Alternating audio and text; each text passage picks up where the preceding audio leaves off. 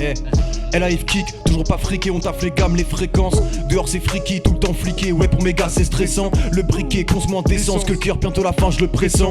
Je mets la pression, faut que je grave le présent. Et là je suis trop fonce, j'ai du retard. Moi c'est Félix, Félix Laplace, 22 ans, je suis étudiant en illustration et je fais du rap et du coup mon blast de rappeur c'est FL parce que mes initiales c'est FL, voilà tout simplement. 500 par semaine, je fais pas l'acteur, pas la star. Comme à la store, je me balade tard dans le monastère, rap balistique et du malastère, je suis grave instable. Je vois que des putes filiformes, 3 tapes c'est le minimum. Moi c'est Raphaël, je suis dans le même groupe que lui, l'Artefact. Mon blast c'est Apollo, j'ai 23 ans aussi. Et du coup je viens de Lille, comme tous les membres de l'Artefact. Lou, fais gaffe, on s'éparpille, bang bang, c'est l'artefact qui s'établit.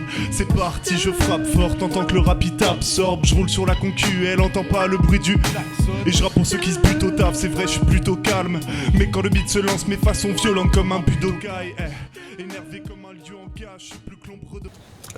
Bah moi c'est parce que FL rappait avec du coup deux autres personnes du groupe qui sont Défaut et Mars. On a ouvert la voie à 3, on avait un groupe à l'époque qui s'appelait Mesbass, genre on avait 14-15 piges et du coup après les autres ils ont eu envie de suivre, vu qu'on était plein de potes du collège, de primaire et de lycée en même temps, on s'est tous regroupés et tout, et puis voilà. Et de base je pense c'était pour faire comme tout le monde, tu vois, comme la Garo, hein, comme la clope. Genre tes potes s'ils rappent, ils t'impressionnent, toi t'es nulos, tu sais pas écrire et tout. Et du coup t'essaies d'être meilleur qu'eux, genre le plus fort, et on se fait la course et tout. Ouais c'est ça, ouais c'est l'Artefact. L'Artefact le groupe, l'Artefact, ouais, exactement, LAF, voilà. Je crois que c'est Mars, MARS qui a trouvé le nom, en genre 2014-2015. Ça réunissait plein de trucs qu'on trouvait plutôt cool, genre le glitch, l'Artefact c'est aussi un objet magique. Genre dans les jeux genre Zelda et tout. Parfois des objets incarnés, dans lesquels il y a une âme humaine, c'est ça non? Ouais c'est ça. Il y a un délire comme ça aussi. Délire de réceptacle et tout. Un objet magique dans lequel on enferme...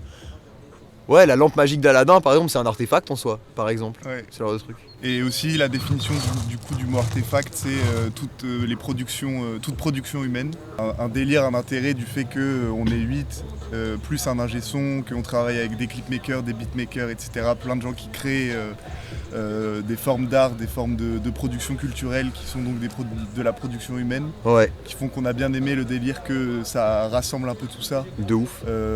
Ça nous définissait donc on est parti là-dessus. On aimait bien la sonorité aussi. Et on a aussi notre ingénieur du son qui est le coloc de FL qui s'appelle Exode, qui a son studio en indépendant, etc. Donc gros big up à lui aussi, c'est avec lui qu'on fait la plupart des titres. Il fait pas de compo musical pour nous, mais on enregistre chez lui.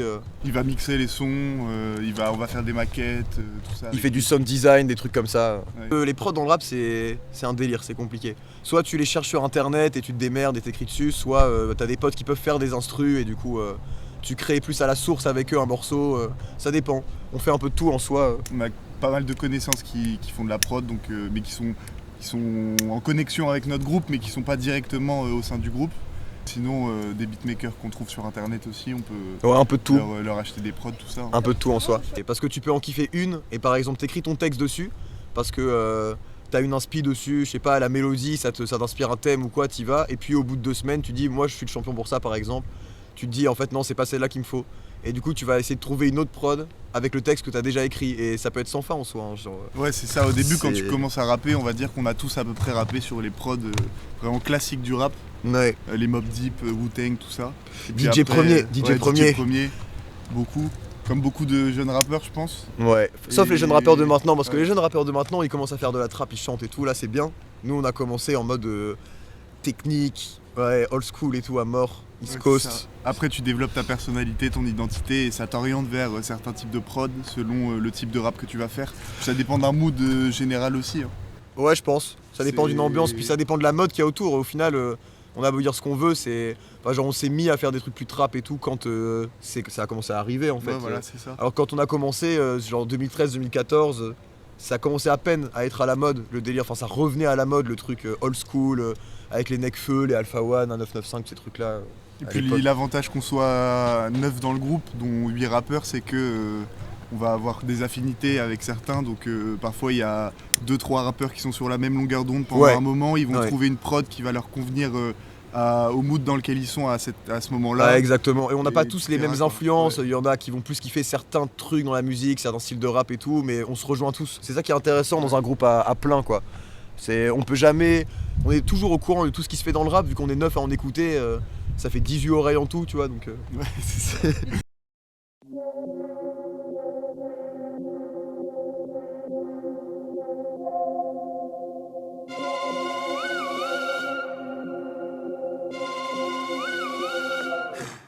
Acharné, je lâcherai air, personne ne connaît mon âge réel.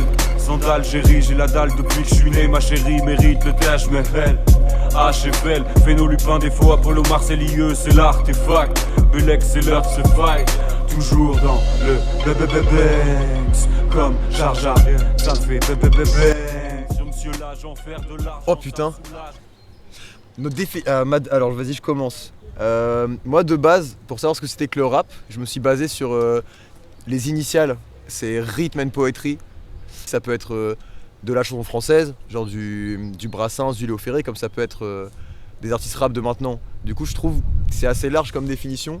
Donc je saurais pas trop définir exactement le peura, ce que c'est. C'est pour ça que j'aime bien aussi, je pense. Une expression populaire qui peut apparaître à l'origine plutôt contestatrice d'un certain système. Ouais, genre si quelqu'un dit rap, tout le monde sait de quoi il parle. Mais si on creuse vraiment pour définir, c'est plus compliqué que ça en a l'air, je pense. Même genre par exemple, entre ceux qui font, je sais pas, on dit de la pop urbaine ou du rap, mais ça se mélange un peu, on sait pas trop qui fait quoi, tu vois, genre ton sosie, Eddie de Preto, il fait du rap ou il fait pas du rap, on sait pas trop, tu vois. Ouais, voilà, c'est devenu assez large avec le temps. Je pense que c'est aussi une définition qui a beaucoup évolué avec la musique elle-même.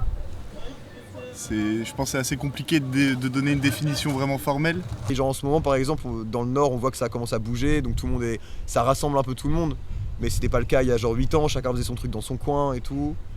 Ouais, c'est assez communautaire au final. Mais il y a des représentations en fonction du type de rap que tu fais.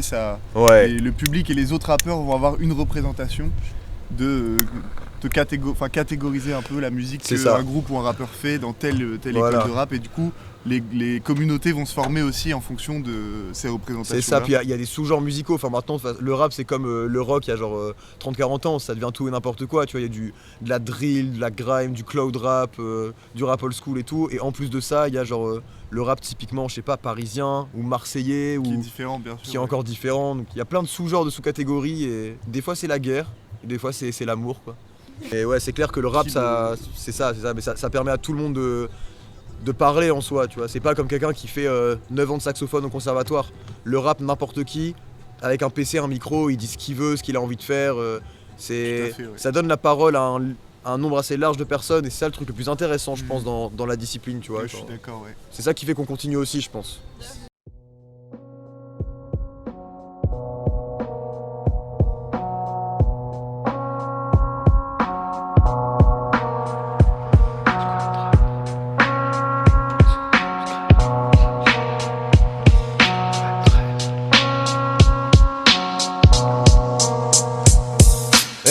J'arrive en squat comme dans un barrio. Si tu sais où je squatte, viens, nage dans l'aquarium.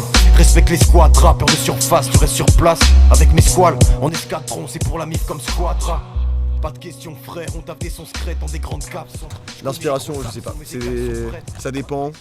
Moi je pense que justement ça parle de tout et de rien en même temps. Genre dans un texte tu peux parler de 50 trucs en même temps. Du coup tu peux avoir une ambiance générale peut-être, une ambiance plus lumineuse ou une ambiance plus sombre ou quoi. Mais tu peux toucher genre 15 points de société, parler de 3 potes à toi, et puis de ce que t'as mangé le matin, tu fais ce que tu veux en soi. Donc, et puis ça coule tout seul en vrai. Soit tu l'as pas, je pense. Tu mets une prod, soit il y a rien qui sort, soit ça sort d'un coup comme ça. Ça dépend beaucoup de l'état d'esprit dans lequel t'es, de ce que tu fais. Si t'as bien mangé le matin, si. Qu'est-ce que t'es en train de faire en ce moment aussi à côté de ta musique, qu'est-ce qui t'anime, qu'est-ce que dans tes études, dans les gens que tu fréquentes, dans ce que t'écoutes, etc. Ouais. Il y a des fois où je vais par exemple, personnellement je vais pas avoir d'inspiration pendant un moment et des fois où je vais écrire beaucoup dans un très court terme.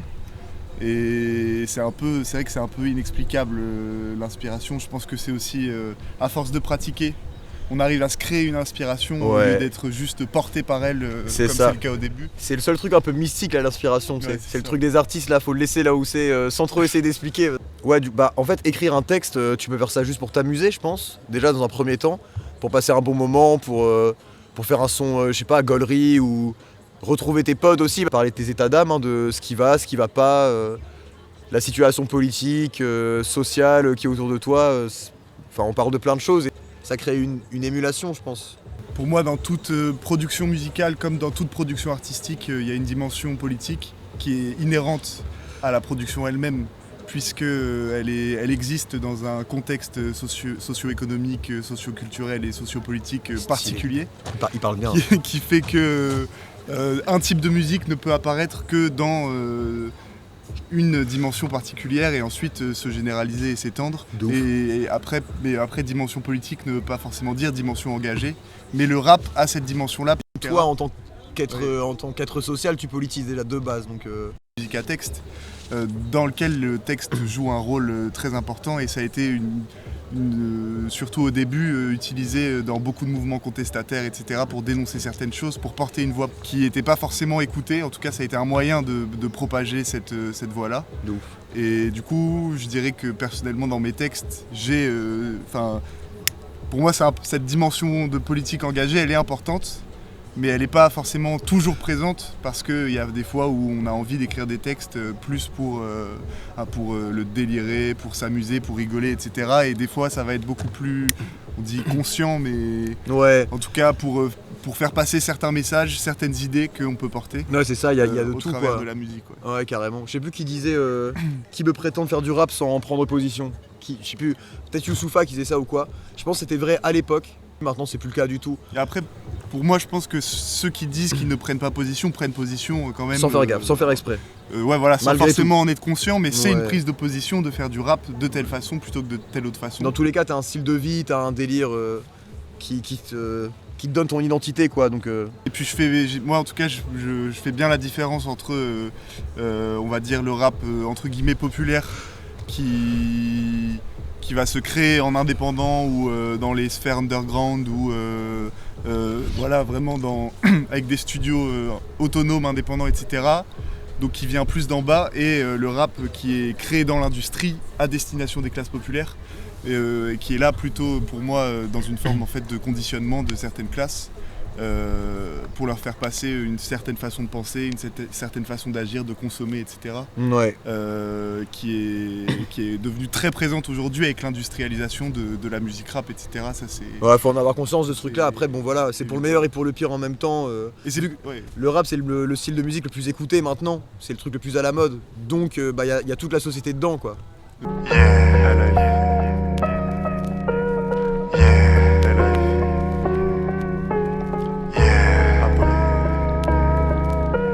Ça fait quelques mois qu'on est pris au piège, les jets sont lèges mais nous en veut pas. Faut faire du bénéf du cash, tous enfermés dans une cage.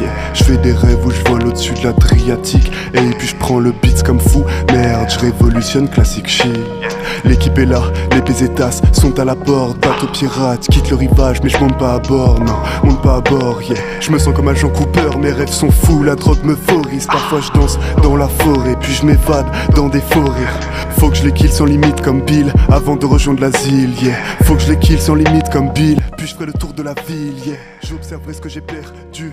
Bah, c'est lié, hein. Ouais, ah ouais. Ouais, c'est très lié. Ouais. Ah ouais. Même pas forcément dans le rap, hein, en vrai. Genre, je sais pas, tu prends les Clash, groupe de rock trop bien, c'est musical avant tout pour nous, surtout parce qu'on comprend pas toutes les paroles, on est français et tout, mais c'était archi politisé, le texte est super important.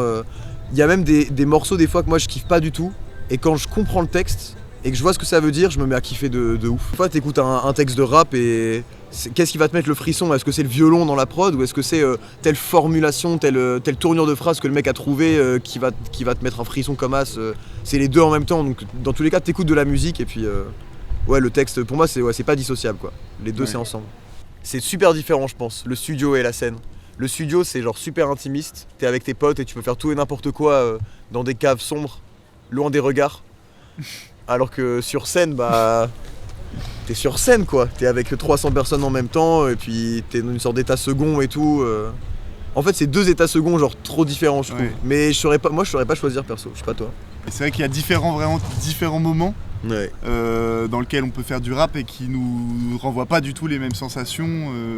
Donc il y a la scène, il y a le studio, mais il y a aussi, par exemple, si on est dans une soirée avec 10 rappeurs et qu'on rappe ensemble, ou si on se retrouve à 3 et qu'on va écrire et du coup rapper ce qu'on a fait, changer, se donner des conseils, etc., échanger. Tout ça c'est des moments très différents. Ou quand t'es tout seul et que t'écris ton tout texte seul, à 3h du matin avec ton joint la nuit bien sur sûr, ton toit avec une capuche et tout, et t'as pas besoin de journal intime, t'écris ton texte, tu vois, genre.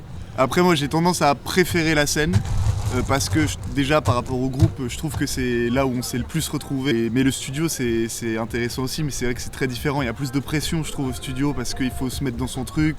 On cherche vraiment une forme de perfection dans ce qu'on fait, où on se dit voilà, ce passage-là, je l'ai enregistré exactement comme ce que j'avais envie j'avais envie de l'enregistrer. Puis j'ai envie de te dire, en ce moment avec le Covid et tout, la scène c'est un peu mort, donc ça y est, ça fait nous manque longtemps, beaucoup, hein. ça fait longtemps. Du coup, ouais, petite priorité pour la scène quand même. Je pense qu'on a bien répondu là. Ok, l'artefact, Apollo, Eiffel. Yeah. Le rap c'est qu'une passion. Mais je la porte fièrement, sans pompe ni traction, sans que mes verments et de façon qui braque vraiment, hein. Ça parle de bif, de calage, de flics, en faction. Je découpe mon rap et nique ces gars-là. En face les petits escalades, joue l'escarlate, fume jusqu'à 6h et roule des styles de frappe, mon équipe t'as dans le viseur. On tease le jack, zep, alcool j'accepte, mais là je reste vif, jamais dans le 6h. On fait du rap sans rien à te raconter, je maîtrise comme dragon brise des trochanterres, ça fait le troc en Teddy, des 20 et des 10, nique ceux qui médisent, mes refs touchent du bois, font des copeaux comme des ébénistes, photo j'ai dit, On fait du rap sans rien à te raconter, je maîtrise comme dragon brise des trochanterres, ça fait le troc en Teddy, des 20 et des 10, nos rap on les coupe et les chétanes sur la route fils, on les fuck, on les kill, Je gratte des Italies, je me pavane à Paris Nord. Parfois je rêve de l'Italie, encore unie, je vais pas m'y dehors. Je vois le sang giser à l'eau de lumière comme San Giro. Je fais le spectacle à San Siro, mais t'inquiète pour le son j'irai. Essayer de m'abattre c'est faire la guerre avec des colombes. Je découvre de nouvelles techs, nouvelles terres pour nouveaux colons. Entre les psaumes, le sang, ouais je renais de mes cendres. Je programme leur obsolescence, les faux rappeurs vont redescendre. C'est pour mes rapis qui foutent la merde dans le club. Ambiance Cisco c'est le thème, c'est rythme qui cache dans le thème. Tout en haut de la tour, je tease ma taille, je me tourmente. Mes gars ma team dans la toum sont au tournant. On fait du rap sans rien à te raconter, on maîtrise comme dragon brise des trochanterres, ça fait le troc en Teddy, des 20 et des 10, nique ceux qui médisent, mes refs touchent du bois, font des copeaux comme des ébénistes. Apollo, Eiffel, LAF, ça vient de Sopoline, fort. C'est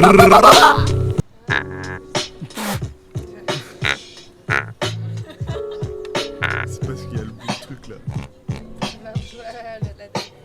Je la mets où? Je la mets comme ça?